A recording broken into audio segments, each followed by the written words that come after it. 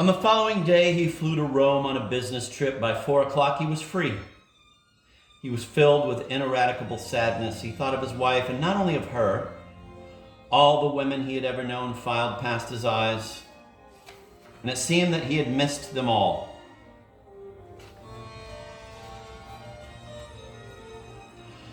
That he had experienced much less than he could have and should have. He wanted to shake this sadness, this dissatisfaction. I just remembered that I already read that part, so we shall move on.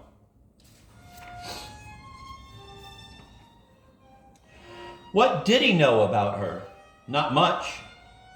He vaguely recalled that he had known her by sight from the tennis courts. He must have been around 27 and she some 10 years younger.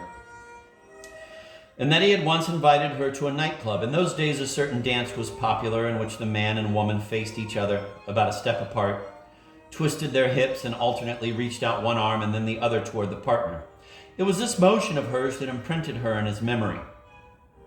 What was so special about her? First of all, she never even looked at Rubens. Where was she looking? Into empty space. All the dancers had their arms bent at the elbow and they pumped them out alternately back and forth. She too made these motions, but just a little differently. As she moved her arms forward, her right forearm described a small circle to the left, while at the same time her left forearm described a circle to the right. It was as if these circular motions were meant to hide her face, as if she wanted to erase it. At the time, this dance was considered somewhat indecent, and it was as if the girl wished to dance indecently and yet at the same time erase the indecency. Rubens was enchanted, as if until then he had never seen anything more tender, beautiful, more exciting. Then the music changed to a tango, and the couples held each other tight. He couldn't resist a sudden impulse and put his hand on the girl's breast. He himself became frightened at this move. What would the girl do? She did nothing. She kept on dancing with his hand on her breast and looked straight ahead. He asked her, and his voice was almost trembling, "Has anyone ever touched your breast?" And she answered in the same tremulous voice. Truly, it sounded as if someone had lightly touched the strings of a lute. "No." And he kept his hand on her breast, and the word "no" sounded like the most beautiful word in the world. He was carried away. It seemed to him that he was seeing shame from close up. He saw shame as it is. It was possible to touch her shame. He was actually touching it because her shame had gone to her breast. It dwelt in her breast. It had become her breast. Why had he not seen her again? He didn't know, no matter how hard he thought about it.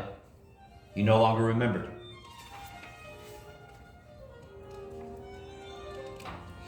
Arthur Schnitzler, the turn-of-the-century Viennese writer, wrote a beautiful novella called Miss Elsa. The heroine is a pure young woman whose father is deep in debt and threatened by ruin. His creditor has promised to forgive the father's debt provided his daughter will show herself to him in the nude. After a lengthy inner struggle,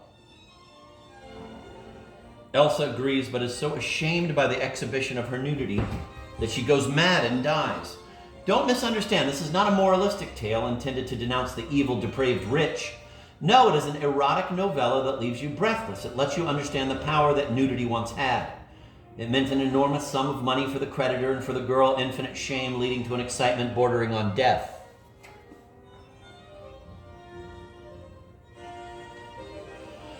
Schnitzler's story marks a significant moment on Europe's dial. At the end of the puritanical 19th century, erotic taboos were still powerful.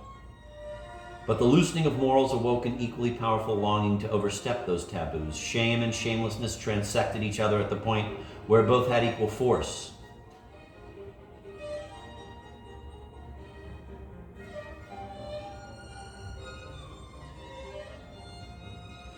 Shame and shamelessness transected each other at the point where both had equal force. That was a moment of extraordinary erotic tension. Vienna encountered it at the turn of the century. That moment will never return.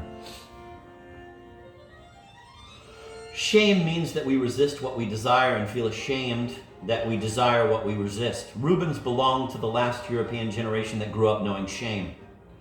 That's why he was so excited when he placed his hand on the girl's breast and set in motion her shame.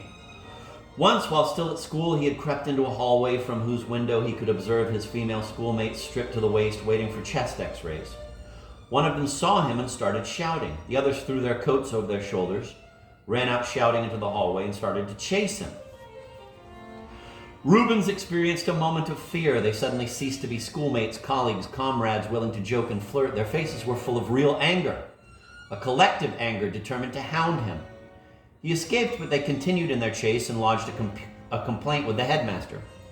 Rubens was reprimanded in front of the class. The headmaster, his voice expressing genuine contempt, called him a voyeur.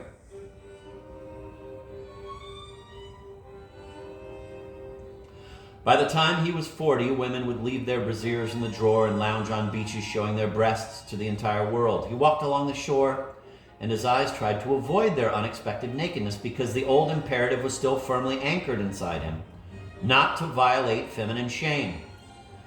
When he met an acquaintance who was bare-breasted, such as the wife of a friend or a colleague, he was surprised to find that it was he who felt ashamed rather than she. He was embarrassed and didn't know where to turn his eyes. He tried to avoid looking at the breasts, but that wasn't possible. For bare breasts are visible even when a man looks at a woman's hands or into her eyes. And he tried to look at breasts with the same naturalness as if he were looking at a woman's knees or forehead. But no matter what he did, it seemed to him that those bare breasts accused him of not being in sufficient accord with their nakedness. And he had the strong feeling that the women he met at the beach were the same as those who 20 years earlier had denounced him to the headmaster for voyeurism, just as angry and united, demanding with the same aggression, multiplied by their numbers, that he recognized their right to show themselves in the nude. In the end, he more or less came to terms with bare breasts, but he could not escape the impression that something serious had once again happened. On Europe's dial, another hour had struck, shame had disappeared. Not only had it disappeared, but it had disappeared so easily, almost overnight, that it seemed as if it had never existed.